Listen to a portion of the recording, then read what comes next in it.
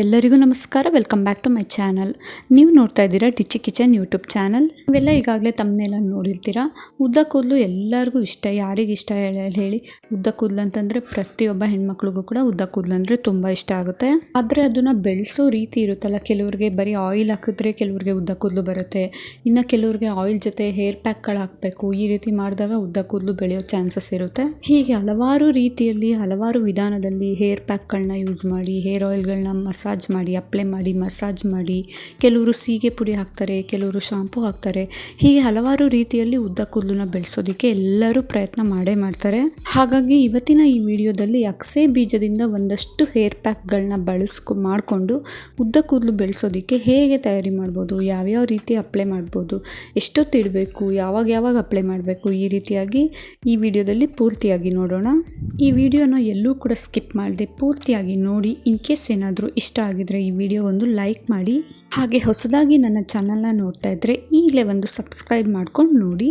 ಬನ್ನಿ ಇವಾಗ ಅಗಸೆ ಬೀಜದಿಂದ ಯಾವ್ಯಾವ ರೀತಿ ಯೂಸ್ಫುಲ್ ಇದೆ, ಯಾವ್ಯಾವ ರೀತಿ ಹೇರ್ ಪ್ಯಾಕ್ಗಳನ್ನ ಮಾಡೋದು ಅಂತ ಒಂದೊಂದಾಗಿ ನೋಡೋಣ. ಮೊದಲಿಗೆ ಅಗಸೆ ಬೀಜದಿಂದ ಆಗುವ ಯೂಸಸ್ಗಳೇನು ಅಂತ ನೋಡೋದಾದರೆ, ಒಮೆಗಾ 3 ಇದೆ ಅಗಸೆ ಬೀಜದಲ್ಲಿ. ಒಮೆಗಾ 3 ಇದೆ, ಮತ್ತು ಫೈಬರ್ಸ್ ಇದೆ, ಮತ್ತು ಸಾಕಷ್ಟು ಪ್ರೋಟೀನ್ಸ್ ಇದ್ದಾವೆ ಇದರಲ್ಲಿ. ಹಾಗಾಗಿ ಸುಮಾರು ಜನ ಅಗಸೆ ಬೀಜದಿಂದ ಹೇರ್ ಪ್ಯಾಕ್ಗಳನ್ನ ಮಾಡಿಕೊಂಡು ಕೂದಲನ್ನ ಬೆಳೆಸ್ಕೊಳ್ಳುವಂಥ ಪ್ರಯತ್ನ ಮಾಡ್ತಿರ್ತಾರೆ. ಮೊದಲಿಗೆ ಫಸ್ಟ್ ಪ್ಯಾಚ್ ವರ್ಕ್ನ ಮಾಡಿ, ಏಕೆಂದರೆ ಕೆಲವು ಹೇರ್ ಪ್ಯಾಕ್ಗಳು ಅಡ್ಜಸ್ಟ್ ಆಗಲ್ಲ. ಒಬ್ಬೊಬ್ರು ಕೂದಲು ಒಂದೊಂದು ರೀತಿಯಲ್ಲಿ ಬೆಳೀತಾ ಹೋಗುತ್ತೆ. ಎಲ್ಲರ ಕೂದಲು ಒಂದೇ ಥರ ಬೆಳೆಯೋದಿಲ್ಲ, ಎಲ್ಲರ ಕೂದಲು ಒಂದೇ ಥರ ಇರೋದಿಲ್ಲ. ಅವ್ರವ್ರ ಹೆರಿಡಿಟಿಗೆ ತಕ್ಕಂತೆ ಅವ್ರವ್ರ ಕೂದಲು ಬೆಳೀತಾ ಹೋಗುತ್ತೆ. ಹಾಗಾಗಿ ಫಸ್ಟ್ ಪ್ಯಾಚ್ ವರ್ಕ್ ಮಾಡಿ, ಅಕಸ್ಮಾತ್ ಇಷ್ಟ ಆಗಿದ್ರೆ ಕಂಟಿನ್ಯೂ ಮಾಡಿ. ಇದಷ್ಟು ಹೇರ್ ಪ್ಯಾಕ್ಗಳನ್ನ ನೀವು ಬಳಸ್ತಾ ಹೋಗಿ ಕನ್ಸಿಸ್ಟೆನ್ಸಿಯಾಗಿ ಮೇಂಟೈನ್ ಮಾಡ್ತಾ ಹೋದರೆ ಖಂಡಿತವಾಗ್ಲೂ ಒಂದೊಳ್ಳೆ ರಿಸಲ್ಟ್ನ ನೀವು ನೋಡ್ಬೋದು. ಈಗ ಅಗಸೆ ಬೀಜದಿಂದ ಯಾವ್ಯಾವ ರೀತಿ ಹೇರ್ ಪ್ಯಾಕ್ಗಳನ್ನ ಮಾಡ್ಕೊಬೋದು ಅಂತ ನೋಡೋದಾದರೆ, ಮೊದಲನೇ ಹೇರ್ ಪ್ಯಾಕು ತುಂಬಾ ಕೂದಲು ಉದ್ದ ಇದ್ರೂ ಕೂಡ ಸ್ವಲ್ಪ ತೆಳ್ಳಗಿರುತ್ತೆ, ದಪ್ಪ ಇರೋದಿಲ್ಲ ಕೂದಲು. ಅಂಥವ್ರಿಗೆ ಈ ಹೇರ್ ಪ್ಯಾಕ್ನ ನೀವು ಟ್ರೈ ಮಾಡ್ಬೋದು. ಮೊದಲಿಗೆ 2 ಟೇಬಲ್ ಸ್ಪೂನ್ ಆಗೋಷ್ಟು ಅಗಸೆ ಬೀಜನ ಓವರ್ ನೈಟೇ ನೆನೆಸಿಡಿ. ಒಂದು ಕಪ್ ಆಗೋಷ್ಟು ನೀರನ್ನು ಹಾಕ್ಬಿಟ್ಟು ಓವರ್ ನೈಟೇ ನೆನೆಸಿಡಬೇಕು. ನೆಕ್ಸ್ಟ್ ಡೇ ಮಾರ್ನಿಂಗು ಅದು ಸ್ವಲ್ಪ ಮೃದು ಆಗಿರುತ್ತೆ. ನೀವು ಅದಕ್ಕೆ ಸ್ವಲ್ಪ ನೀರನ್ನು ರಿಮೂವ್ ಮಾಡಿ, ಇನ್ನು ಸ್ವಲ್ಪ ನೀರನ್ನು ಒಂದು ಮಿಕ್ಸಿ ಜಾರ್ಗೆ ಅದ್ರ ಸಮೇತನೇ ನೆಂದಿರುತ್ತಲ್ಲ ಅಗಸೆ ಬೀಜ, ಅದ್ರ ಸಮೇತನೇ ಒಂದು ಮಿಕ್ಸಿ ಜಾರ್ಗೆ ಹಾಕ್ಕೊಂಡು ನೈಸ್ಗೆ ಪೇಸ್ಟ್ ಮಾಡ್ಕೊಳ್ಳಿ. ಈ ಪೇಸ್ಟನ್ನ ನೀವು ಹೇರ್ ವಾಶ್ ಮಾಡೋಕ್ಕೂ 1 ಅವರ್ ಮುಂಚೆ ಅಪ್ಲೈ ಮಾಡಬೇಕಾಗುತ್ತೆ. ಹೇರ್ ಆಯಿಲ್ ಇದ್ರೂ ಕೂಡ ನೀವು ಅಪ್ಲೈ ಮಾಡ್ಕೊಬೋದು, ಹೇರ್ ಆಯಿಲ್ ಇಲ್ಲ ಅಂತಂದ್ರೂ ಕೂಡ ಅಪ್ಲೈ ಮಾಡ್ಕೊಬೋದು.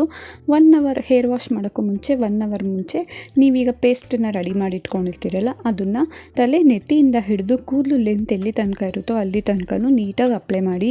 ಅದಾದಮೇಲೆ 1 ಅವರ್ ಬಿಟ್ಟು ನೀವು ಮೈಲ್ಡ್ ಶಾಂಪೂನ ಯೂಸ್ ಮಾಡಿಕೊಂಡು ಕಂಪ್ಲೀಟಾಗಿ ತಣ್ಣೀರಲ್ಲೇ ಹೇರ್ ವಾಶ್ ಮಾಡಿ. ಆದರೆ ಕಂಪ್ಲೀಟಾಗಿ ತಣ್ಣೀರಲ್ಲಿ ಹೇರ್ ವಾಶ್ ಮಾಡಿದ್ರೆ ಅಲರ್ಜಿ ಆಗುತ್ತೆ ಅನ್ನೋರು ಸ್ವಲ್ಪ ಉಗುರು ಬೆಚ್ಚಗಿನ ನೀರಲ್ಲಿ ಹೇರ್ ವಾಶ್ ಮಾಡಿ. ಅದಾದಮೇಲೆ ನ್ಯಾಚುರಲ್ ಆಗಿ ಡ್ರೈ ಮಾಡ್ಕೊಳ್ಳಿ. ಯಾವುದೇ ಕಾರಣಕ್ಕೂ ಒದ್ದೆ ಕೂದಲನ್ನ ಬಾಚಕ್ಕೆ ಹೋಗ್ಬಿಡಿ. ನ್ಯಾಚುರಲ್ ಆಗಿ ಡ್ರೈ ಆದಮೇಲೆ ನೀವು ಬಾಚಿದ್ರೆ ತುಂಬ ಚೆನ್ನಾಗಿ ಸ್ವಲ್ಪ ಹೇರು ದಪ್ಪವಾಗಿ ಉದ್ದವಾಗಿ ಕಾಣೋದಕ್ಕೆ ಸಹಾಯ ಆಗುತ್ತೆ. ಆದಷ್ಟು ಬಿಸಿನೀರಲ್ಲಿ ಸ್ನಾನ ಮಾಡೋದನ್ನು ಅವಾಯ್ಡ್ ಮಾಡಿ. ಕಂಪ್ಲೀಟಾಗಿ ತಣ್ಣೀರಲ್ಲೇ ಸ್ನಾನ ಮಾಡಿ ಹೇರ್ ವಾಶ್ ಮಾಡಿ. ಇಲ್ಲಾಂತಂದರೆ ಉಗುರು ಬೆಚ್ಚಗಿನ ನೀರಲ್ಲಿ ಹೇರ್ ವಾಶ್ ಮಾಡಿ. ಇದರಿಂದ ಕೂಡ ಕೂದಲು ಬೆಳೆಯೋದಕ್ಕೆ ಸಹಾಯ ಆಗುತ್ತೆ. ಈ ಹೇರ್ ಪ್ಯಾಕ್ನ ನೀವು ವಾರಕ್ಕೆ 2 ಸತಿ ಅಪ್ಲೈ ಮಾಡೋದ್ರಿಂದ ಕನ್ಸಿಸ್ಟೆನ್ಸಿ ಫಾಲೋ ಮಾಡ್ತಾ ಬನ್ನಿ. ಒಂದು 3-4 ತಿಂಗಳಲ್ಲಿ ನಿಮಗೆ ಸ್ವಲ್ಪ ಡಿಫ್ರೆನ್ಸು ಗೊತ್ತಾಗುತ್ತೆ. ಇನ್ನು ನೆಕ್ಸ್ಟ್ ಹೇರ್ ಪ್ಯಾಕ್ ನೋಡೋದಾದರೆ, ಒಂದು 2 ಟೇಬಲ್ ಸ್ಪೂನ್ ಆಗೋಷ್ಟು ಅಗಸೆ ಬೀಜನ ಓವರ್ ನೈಟೇ ನೆನೆಸಿಡಿ. ಅದನ್ನು ಒಂದು ಕಪ್ಪಲ್ಲಿ ಅಂದರೆ 1 ಕಪ್ ಆಗೋಷ್ಟು ನೀರನ್ನು ಹಾಕ್ಬಿಟ್ಟು ಓವರ್ ನೈಟೇ ನೆನೆಸಿಡಿ. ನೆಕ್ಸ್ಟ್ ಡೇ ಮಾರ್ನಿಂಗು ನೀವು ಅದಕ್ಕೆ ಸ್ವಲ್ಪ ನೀರನ್ನ ರಿಮೂವ್ ಮಾಡಿಬಿಟ್ಟು ಇನ್ನು ಸ್ವಲ್ಪ ಮಿಕ್ಸಿಯಲ್ಲಿ ರುಬ್ಕೊಳ್ಬೇಕಾಗುತ್ತಲ್ಲ, ಅದಕ್ಕೆ ಇಟ್ಕೊಳ್ಳಿ. ಅದ್ರ ಜೊತೆಗೆ ನೀವು 2 ಕಡ್ಡಿ ಆಗೋಷ್ಟು ಕರ್ಬೇವಿನ ಸೊಪ್ಪನ್ನ ಸೇರಿಸಿ, ಹಾಗೆ 1 ಮೀಡಿಯಮ್ ಸೈಜ್ ಈರುಳ್ಳಿನ ಮಧ್ಯಕ್ಕೆ ಕಟ್ ಮಾಡಿಬಿಟ್ಟು 4 ಹೋಲ್ ಮಾಡಿಕೊಂಡು ಅದನ್ನು ಕೂಡ ಸೇರಿಸಿ ನೀಟಾಗಿ ನೈಸ್ಗೆ ಪೇಸ್ಟ್ ಮಾಡ್ಕೊಳ್ಳಿ. ಈ ಪೇಸ್ಟ್ ತಯಾರಿ ಆದಮೇಲೆ ನೀವು ಹೇರ್ ವಾಶ್ ಮಾಡೋಕ್ಕೂ 1 ಅವರ್ ಮುಂಚೆ ಅಥವಾ 40 ಮಿನಿಟ್ಸ್ ಸಾಕಾಗುತ್ತೆ. 1 ಅವರ್ ಬಿಟ್ಟರೆ ಇನ್ನೂ ಒಳ್ಳೆಯದು. 1 ಅವರ್ ಮುಂಚೆ ಇದನ್ನು ತಲೆ ನೆತ್ತಿಯಿಂದ ಹಿಡಿದು ಕೂದಲು ಲೆಂತ್ ಎಲ್ಲಿ ತನಕ ಇರುತ್ತೋ ಅಲ್ಲಿ ತನಕನೂ ಅಪ್ಲೈ ಮಾಡಿ. ಅದಾದಮೇಲೆ ಆಸ್ ಯೂಶುವಲ್ ನೀವು ನಾರ್ಮಲ್ ವಾಟರಲ್ಲಿ ಅಂದರೆ ತಣ್ಣೀರಲ್ಲಿ, ಇಲ್ಲಾಂತಂದರೆ ಉಗುರು ಬೆಚ್ಚಗಿನ ನೀರಲ್ಲಿ ಮೈಲ್ಡ್ ಶಾಂಪು ಯೂಸ್ ಮಾಡಿಕೊಂಡು ಹೇರ್ ವಾಶ್ ಮಾಡಿ. ಇದರಿಂದ ಕೂದಲು ಸ್ವಲ್ಪ ತುಂಬ ಚೆನ್ನಾಗಿ ದಪ್ಪ ಆಗೋದಕ್ಕೆ ಸಹಾಯ ಆಗುತ್ತೆ, ಹಾಗೆ ಕಪ್ಪು ಕೂದಲು ಆಗೋದಕ್ಕೆ ಸಹಾಯ ಆಗುತ್ತೆ. ನೀವು ಆದಷ್ಟು ಯಾವುದೇ ಹೇರ್ ಪ್ಯಾಕ್ಗಳನ್ನ ಅಥವಾ ಹೇರ್ ಆಯಿಲ್ ಹಚ್ಚಿ ಮಸಾಜ್ ಮಾಡಿ ಸ್ನಾನ ಮಾಡಿದ್ರೆ ಆದಷ್ಟು ಮಾರ್ನಿಂಗೇ ಟ್ರೈ ಮಾಡಿ. ಏಕೆಂದರೆ ನೈಟು ಹೇರ್ ವಾಶ್ ಮಾಡೋದ್ರಿಂದ ಕೂದಲು ಒದ್ದೆ ಕೂದಲಲ್ಲಿ ಬಾಚೋ ಹಂಗಿಲ್ಲ. ಹಾಗೆ ನೈಟು ಕೆಲವರಿಗೆ ಅಲರ್ಜಿ ಅಂತಂದರೆ ಇನ್ಫೆಕ್ಷನ್ ಆಗುತ್ತೆ, ಕೋಲ್ಡ್ ಆಗುತ್ತೆ, ಫೀವರ್ ಆಗುತ್ತೆ, ಆ ಥರ ಏನಾದ್ರು ಒಂದು ಪ್ರಾಬ್ಲಮ್, ತಲೆನೋವು ಬರುತ್ತೆ, ಈ ರೀತಿ ಇರುತ್ತೆ. ಹಾಗಾಗಿ ನೀವು ಆದಷ್ಟು ಹೇರ್ ಪ್ಯಾಕ್ಗಳು, ಹೇರ್ ಆಯಿಲ್ ಮಸಾಜ್ ಮಾಡಿದ್ರೆ ಮಾರ್ನಿಂಗ್ ಟೈಮೇ ಮಾಡಿ. ಇನ್ನು ಈ ಹೇರ್ ಪ್ಯಾಕ್ನ ನೀವು ವಾರಕ್ಕೆ ಒಂದ್ಸತಿ ಬಳಸಿದ್ರೆ ಸಾಕಾಗುತ್ತೆ. ಸಂಡೇ ಟೈಮ್ ಎಲ್ಲರಿಗೂ ಕೂಡ ಫ್ರೀ ಇರುತ್ತೆ. ಸಂಡೇ ಟೈಮ್ ಈ ರೀತಿ ಒಂದು ಹೇರ್ ಪ್ಯಾಕ್ನ ಹಚ್ಚಿ ಅದಾದಮೇಲೆ ಮಸಾಜ್ ಮಾಡಿ ಒಂದು ಸ್ವಲ್ಪ ಬಿಟ್ಟು ಸ್ನಾನ ಮಾಡಿದ್ರೆ ನೀವು ಖಂಡಿತವಾಗ್ಲೂ ಒಂದು 3 ತಿಂಗಳಲ್ಲೇ ನಿಮಗೆ ಸ್ವಲ್ಪ ಡಿಫ್ರೆನ್ಸ್ ಗೊತ್ತಾಗುತ್ತೆ. 3 ತಿಂಗಳಲ್ಲಿ ಉದ್ದ ಕೂದಲು ಬೆಳೆಯುತ್ತೆ ಅಂತ ಹೇಳೋಕ್ಕಾಗಲ್ಲ, ಆದರೆ ಸ್ವಲ್ಪನಾದರೂ ಡಿಫ್ರೆನ್ಸು ನೀವು ನೋಡ್ಬೋದು. ಇನ್ನು ತುಂಬ ನಮಗೆ ಈ ರೀತಿಯಾಗಿ ಹೇರ್ ಪ್ಯಾಕ್ಗಳು ಹಾಕ್ಕೊಳಕ್ಕಾಗಲ್ಲ, ಏನಾದರೂ ಒಂದು ಸಿಂಪಲಾಗಿ ಒಂದು ಹೇಳಿ ಅಂತ ಅನ್ನೋದಾದರೆ ಅಗಸೆ ಬೀಜದಿಂದ ಜೆಲ್ನ ತಯಾರಿ ಮಾಡಿಕೊಂಡು ನೀವು ಅದನ್ನು ಕೂಡ ಅಪ್ಲೈ ಮಾಡ್ಬೋದು. ಒಂದು 4 ಟೇಬಲ್ ಸ್ಪೂನ್ ಆಗೋಷ್ಟು ಅಗಸೆ ಬೀಜನ ಒಂದು ಪಾತ್ರೆಗೆ ಹಾಕಿ ಅದಕ್ಕೆ ಒಂದು 5-6 ಗ್ಲಾಸ್ ಆಗೋಷ್ಟು ನೀರನ್ನು ಮಿಕ್ಸ್ ಮಾಡಿ ಅದಾದಮೇಲೆ ಸ್ಟವ್ ಮೇಲೆ ಇಟ್ಟು ಕಮ್ಮಿ ಉರಿ ಕೊಟ್ಟು ಒಂದು 10 ನಿಮಿಷ ಚೆನ್ನಾಗಿ ಬಾಯ್ಲ್ ಮಾಡಿ ಅದು ಜೆಲ್ ಆಗಿ ಕನ್ಸಿಸ್ಟೆನ್ಸಿ ಆಗುತ್ತೆ, ಜೆಲ್ ಥರ ಬರುತ್ತೆ. ಅಲ್ಲಿ ತನಕ ಒಂದು 10 ನಿಮಿಷ ಚೆನ್ನಾಗಿ ಬಾಯ್ಲ್ ಮಾಡಿ ಅದಾಗಿದ್ದಾದಮೇಲೆ ಇಮ್ಮಿಡಿಯೇಟು ನೀವು ಫಿಲ್ಟರ್ ಮಾಡಿ ಇಟ್ಕೊಬೇಕು. ಏಕೆಂದರೆ ಅಗಸೆ ಬೀಜ ಜಿಗುಟಿರೋದ್ರಿಂದ ಜೆಲ್ ಕ್ವಾಂಟಿಟಿ ಕಮ್ಮಿ ಆಗುತ್ತೆ. ಹಾಗಾಗಿ ಇಮ್ಮಿಡಿಯೇಟು ಬಿಸಿ ಇರುವಾಗಲೇ ಸ್ಟವ್ನ ಆಫ್ ಮಾಡಿ ಇಮ್ಮಿಡಿಯೇಟು ಫಿಲ್ಟರ್ ಮಾಡಿ ಇಟ್ಕೊಳ್ಳಿ.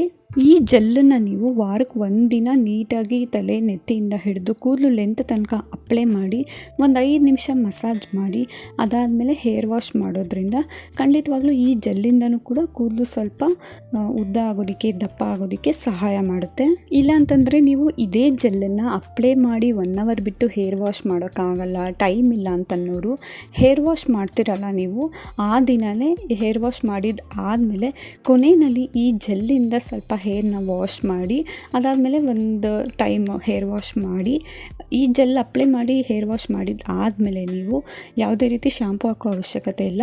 ಜಸ್ಟ್ ಹಂಗೆ ಹೇರ್ ವಾಶ್ ಮಾಡಿಕೊಂಡು ಕಂಪ್ಲೀಟಾಗಿ ಬಂದರೆ ಖಂಡಿತವಾಗ್ಲೂ ಇದರಿಂದನೂ ಕೂಡ ಕೂದಲು ಬೆಳೆಯೋದಕ್ಕೆ ಸಹಾಯ ಆಗುತ್ತೆ. ಇನ್ನು ತುಂಬ ಡ್ಯಾಂಡ್ರಫ್ ಇದೆ ಮತ್ತು ಕೂದಲು ಸಾಫ್ಟ್ ಆಗಬೇಕು, ನಮಗೆ ರಫ್ ಆಗಿದೆ ಅಂತನ್ನೋರಿಗೆ ಈ ಹೇರ್ ಪ್ಯಾಕ್ನ ಟ್ರೈ ಮಾಡ್ಬೋದು. 2 ಟೇಬಲ್ ಸ್ಪೂನ್ ಆಗೋಷ್ಟು ಅಗಸೆ ಬೀಜನ ಓವರ್ ನೈಟೇ ನೆನೆಸಿಡಿ.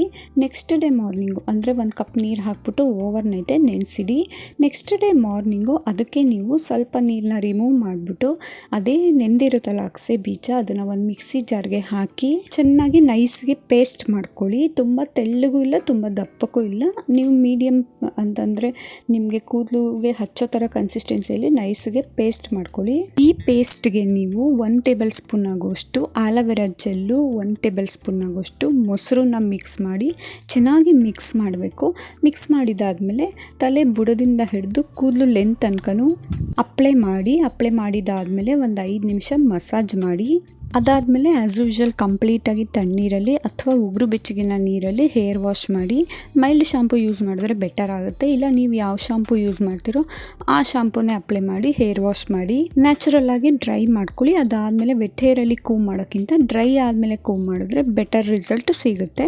ಈ ರೀತಿ ನೀವು ವಾರಕ್ಕೆ 1 ಸತಿ ಈ ಹೇರ್ ಪ್ಯಾಕ್ನ ಅಪ್ಲೈ ಮಾಡಿ ಕನ್ಸಿಸ್ಟೆನ್ಸಿಯಾಗಿ ಫಾಲೋ ಮಾಡ್ತಾ ಬಂದರೆ ಖಂಡಿತವಾಗ್ಲೂ ನಿಮ್ಮ ಕೂದಲು ಸಾಫ್ಟಾಗಿ ಚೆನ್ನಾಗಿ ಉದ್ದವಾಗಿ ಬೆಳೆಯೋದಕ್ಕೆ ಸಹಾಯ ಆಗುತ್ತೆ. ಇದಾಗಿತ್ತು ಒಂದಷ್ಟು ಅಗಸೆ ಬೀಜದಿಂದ ಹೇರ್ ಪ್ಯಾಕ್ಗಳನ್ನ ಹೇಗೆ ತಯಾರಿ ಮಾಡೋದು, ಯಾವ್ಯಾವ ರೀತಿ ಬಳಸೋದು ಅಂತ. ನಿಮಗೆ ಆದಷ್ಟು ಯಾವುದೇ ಹೇರ್ ಪ್ಯಾಕ್ ಬಳಸಿದ್ರು ಕೂಡ ಫಸ್ಟ್ ಟೈಮ್ ಒಂದ್ಸತಿ ಪ್ಯಾಚ್ ಟೆಸ್ಟ್ನ ಮಾಡಿ ಅದಾದಮೇಲೆ ನಿಮಗೆ ಅಡ್ಜಸ್ಟ್ ಆದರೆ ಮಾತ್ರ ಕನ್ಸಿಸ್ಟೆನ್ಸಿಯಾಗಿ ಫಾಲೋ ಮಾಡ್ತಾ ಬನ್ನಿ. ಕೆಲವ್ರಿಗೆ ಇನ್ಫೆಕ್ಷನ್ಗಳಾಗಿರುತ್ತೆ, ಇಲ್ಲ ಡ್ಯಾಂಡ್ರಫ್ ಜಾಸ್ತಿ ಆಗಿ ಗುಳ್ಳೆಗಳಾಗಿರುತ್ತೆ, ಇಲ್ಲ ಸ್ವಲ್ಪ ಗಾಯಗಳ ಥರ ಆಗಿರುತ್ತೆ, ಅಲರ್ಜಿ ಇರುತ್ತೆ. ಕೆಲವರು ಅಂತೂ ಯಾವುದೇ ಹೇರ್ ಪ್ಯಾಕ್ ಹಾಕಿದ್ರೂ ಅಲರ್ಜಿ ಥರ ಆಗುತ್ತೆ. ಅಂಥವರು ಕಂಪ್ಲೀಟಾಗಿ ಯಾವುದೇ ಹೇರ್ ಪ್ಯಾಕ್ಗಳನ್ನ ಬಳಸೋಕೆ ಹೋಗಬೇಡಿ. ನಿಮ್ಮ ಸ್ಕಿನ್ ಡಾಕ್ಟರ್ ಹತ್ರ ಕನ್ಸಲ್ಟೆಂಟ್ ತಗೊಳ್ಳಿ. ಅದಾದಮೇಲೆ ನಿಮ್ಮ ಹೇರ್ಗೆ ಯಾವ ರೀತಿಯಾದಂಥ ಒಂದು ಪ್ರಾಡಕ್ಟು ಅಥವಾ ಹೇರ್ ಪ್ಯಾಕು ಅಥವಾ ಹೇರ್ ಆಯಿಲು ಮತ್ತು ಶಾಂಪು ಯಾವುದು ಅಡ್ಜಸ್ಟ್ ಆಗುತ್ತೋ ಅದನ್ನು ಕಂಟಿನ್ಯೂ ಮಾಡ್ತಾ ಬನ್ನಿ. ಏಕೆಂದರೆ ಎಲ್ಲರೂ ಹೇಳ್ತಾರೆ ಅಂತ ಎಲ್ಲದನ್ನು ಅಪ್ಲೈ ಮಾಡ್ತಾ ಹೋದರೆ ಇನ್ಫೆಕ್ಷನ್ಗಳಾಗುತ್ತೆ, ಅಲರ್ಜಿ ಆಗುತ್ತೆ ಮತ್ತು ಗಾಯಗಳಾಗುತ್ತೆ. ಆ ರೀತಿ ಇರೋರು ಈ ಹೇರ್ ಪ್ಯಾಕ್ಗಳನ್ನ ಕಂಪ್ಲೀಟಾಗಿ ಸ್ಕಿಪ್ ಮಾಡ್ಬೋದು. ಇಲ್ಲಾಂತಂದರೆ ನಮಗೆಲ್ಲ ಹೇರ್ ಪ್ಯಾಕ್ಗಳು ಅಡ್ಜಸ್ಟ್ ಆಗುತ್ತೆ ಅನ್ನೋದಾದರೆ ಇದೊಂದು ಸತಿ ಟ್ರೈ ಮಾಡಿ ನೋಡಿ. ಈ ರೀತಿಯಾದಂಥ ಅಗಸೆ ಬೀಜದಿಂದ ಹೇರ್ ಪ್ಯಾಕ್ಗಳು ಖಂಡಿತವಾಗ್ಲೂ ಒಂದು 3-4 ತಿಂಗಳು ಕೂದಲಲ್ಲಿ ನಿಮಗೆ ಸ್ವಲ್ಪ ಡಿಫ್ರೆನ್ಸು ಕಾಣುತ್ತೆ. ಇನ್ನು ಇದ್ರ ಜೊತೆಗೆ ನಮ್ಮ ಹೇರ್ ಕೇರ್ ಚೆನ್ನಾಗಿರಬೇಕು ಅಂತಂದರೆ ನಾವು ಹೆಲ್ದಿಯಾಗಿ ಕೂಡ ಇರಬೇಕು. ಹಾಗಾಗಿ ಚೆನ್ನಾಗಿ ನೀರು ಕುಡೀರಿ, ಸ್ಟ್ರೆಸ್ ಕಡಿಮೆ ಮಾಡ್ಕೊಳ್ಳಿ, ಚೆನ್ನಾಗಿ ನಿದ್ದೆ ಮಾಡಿ ಮತ್ತು ಹೆಲ್ದಿಯಾಗಿರೋವಂಥ ಫುಡ್ ತಗೊಳ್ತಾ ಬನ್ನಿ. ಇದರಿಂದನೂ ಕೂಡ ಆರೋಗ್ಯವಾಗೂ ಇರ್ಬೋದು, ಆರೋಗ್ಯವಾಗಿರೋ ಕೂದಲು ಕೂಡ ಬೆಳೆಸ್ಕೊಬೋದು. ಇನ್ನು ಇದಾಗಿತ್ತು ಇವತ್ತಿನ ಈ ವಿಡಿಯೋ ಇಷ್ಟ ಆಗಿದ್ರೆ ಪ್ಲೀಸ್ ಒಂದು ಲೈಕ್ ಮಾಡಿ. ಇನ್ನಷ್ಟು ಯೂಸ್ಫುಲ್ ಆಗಿರೋ ವಿಡಿಯೋಸ್ಗಳಿಗಾಗಿ ನನ್ನ ಚಾನಲ್ನ ಸಬ್ಸ್ಕ್ರೈಬ್ ಮಾಡಿ. ಹೀಗೆ ನನ್ನ ಚಾನಲ್ನ ನೋಡ್ತಾ ಇರಿ. Thank you for watching. ಮತ್ತೆ ಇನ್ನೊಂದು ಹೊಸ ವಿಡಿಯೋದಲ್ಲಿ ನಿಮ್ಮ ಜೊತೆ ಭೇಟಿ ಆಗ್ತೀನಿ. Thank you.